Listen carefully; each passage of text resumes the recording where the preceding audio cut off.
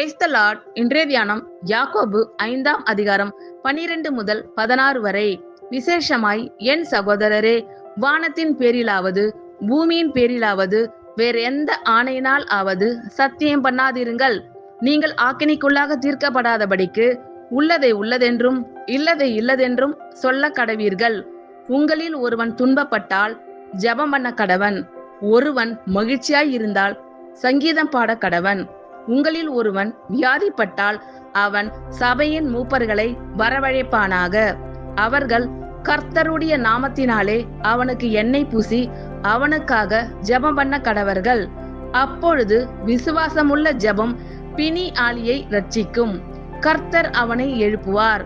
அவன் பாவம் செய்தவன் ஆனால் அது அவனுக்கு மன்னிக்கப்படும். நீங்கள் சொஸ்தமடையும்படிக்கு உங்கள் குற்றங்களை ஒருவருக்கொருவர் அறிக்கையிட்டு ஒருவருக்காக ஒருவர் ஜெபம் பண்ணுங்கள்.